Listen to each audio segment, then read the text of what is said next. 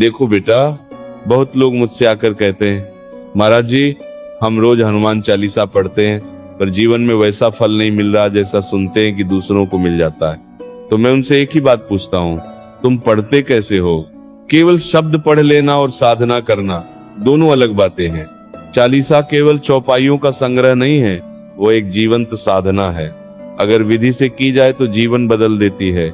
आज मैं तुम्हें वही सरल बात समझा दूं जिसे अपनाकर तुम भी कृपा का अनुभव कर सकते हो।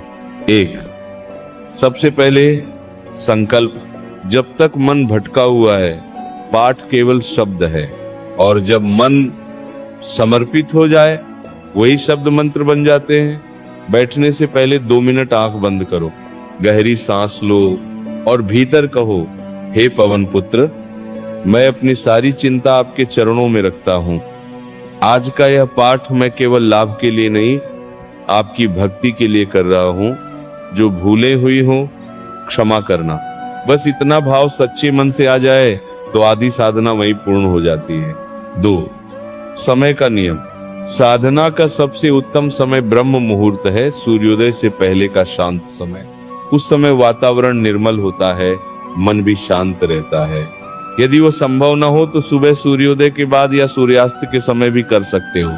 लेकिन एक बात ध्यान रखना, समय बदलते मत रहो। जो समय चुनो उसी पर स्थिर हो जाओ। मन भी फिर उसी घड़ी स्वतः भगवान को याद करने लगेगा। 3, शुद्धि, बाहर की भी भीतर की भी। स्नान कर सको तो उत्तम, न कर सको तो हाथ पैर मुख धोकर बैठो। पर सबसे जरूरी है मन की शुद्धि। अगर किसी से झगड़ा करके क्रोध में बैठोगे तो पाठ में शक्ति नहीं टिकेगी। पहले मन को शांत करो, फिर पाठ शुरू करो। 4, दिशा और आसन। पूर्व या उत्तर दिशा की ओर मुख करके बैठना अच्छा है। सीधे जमीन पर मत बैठो। एक आसन बिछाओ, लकड़ी की चौकी या स्वच्छ कपड़ा। रीढ़ सीधी रखो। जब शरीर स्थिर होता है तब मन भी स्थिर होता है। रोज एक ही स्थान पर बैठोगे तो वो स्थान भी धीरे धीरे साधना से पवित्र हो जाएगा। 5, उच्चारण और भाव। हनुमान चालीसा की शक्ति उसकी ध्वनि में है। शब्दों को जल्दी जल्दी मत दौड़ाओ, धीरे स्पष्ट समझकर पढ़ो। हर चौपाई का अर्थ मन में उतारो। जब तुम संकट कटे मिटे सब पीरा पढ़ो तो सच में विश्वास करो कि मेरे संकट कट रहे हैं। भाव सबसे बड़ा है। बिना भाव के पाठ सूखी ध्वनि है, भाव के साथ वही ध्वनि दिव्य बन जाती है। 6, नियमितता। एक दिन बहुत श्रद्धा से पढ़ा और 3 दिन छोड़ दिया, इससे सिद्धि नहीं मिलती। कम पढ़ो पर रोज पढ़ो, एक चालीसा ही सही पर नित्य। अगर बड़ी मनोकामना हो तो 40 दिन एक ही समय पर निरंतर पाठ करो, बीच में विराम न दो। 7, नाम स्मरण। पाठ से पहले हनुमते नमः का जप कुछ बार कर लो, मन तुरंत एकाग्र हो जाएगा। नाम में बहुत शक्ति है। कई बार तो केवल नाम स्मरण से ही मन हल्का हो जाता है। 8, पाठ के बाद आभार। पढ़कर तुरंत उठ मत जाओ, 2 क्षण बैठो और कहो, आज आपने मुझे अपने नाम का स्मरण कराया, इसके लिए धन्यवाद। कृतज्ञता से की गई साधना स्थायी फल देती है। एक बात और समझ लो, हनुमान जी कोई परीक्षा लेने नहीं बैठे कि कितनी बार पढ़ा। वे तो भाव देखते हैं। तुम उन्हें मित्र की तरह पुकारो, संरक्षक की तरह याद करो। समस्या लेकर जाओ पर केवल समस्या लेकर मत जाओ, प्रेम भी लेकर जाओ।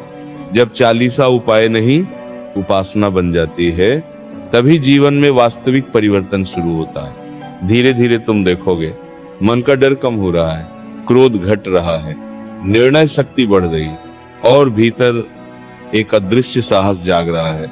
यही हनुमान जी की कृपा का पहला संकेत है।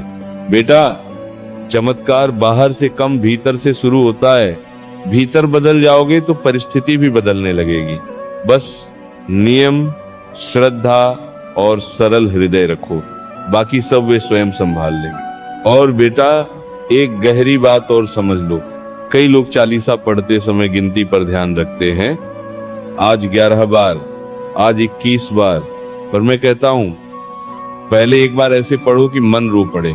जब तक हृदय नहीं पिघलता तब तक शब्द केवल शब्द हैं। जिस दिन पढ़ते पढ़ते आंखें नम हो जाए उस दिन समझना कि तुम्हारा संबंध जुड़ रहा है। संकट क्यों आते हैं? तुम पूछते हो महाराज जी मैं पढ़ता भी हूँ फिर भी समस्या क्यों आती है?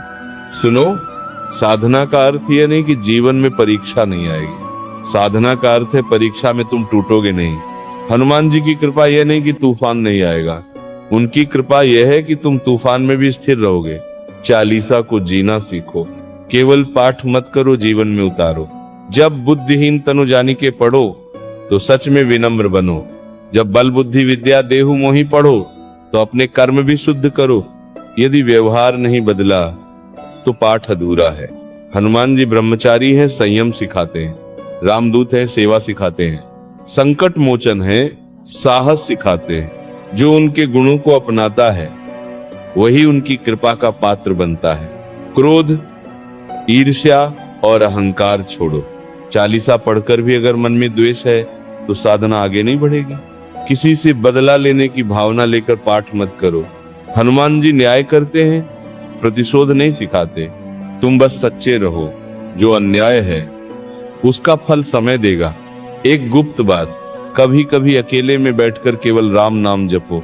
हनुमान जी को राम नाम अत्यंत प्रिय है। जब तुम राम का नाम जपते हो हनुमान जी स्वयं आकर्षित हो जाते हैं। चालीसा के साथ राम नाम जोड़ दोगे तो साधना और गहरी हो जाएगी। संकेत कैसे पहचाने? जब साधना फल देने लगती है तो कुछ परिवर्तन दिखते हैं। अचानक मन का डर कम हो जाता है, निर्णय स्पष्ट होने लगते हैं, नकारात्मक संग से मन हटने लगता है, भीतर साहस जागता है। यही संकेत है कि कृपा प्रवाहित हो रही है। चमत्कार हमेशा बाहरी घटना नहीं होता, सबसे बड़ा चमत्कार है मन का बदल जाना। अंत में बेटा, हनुमान जी शक्ति के देव हैं पर साथ ही दया के सागर भी हैं।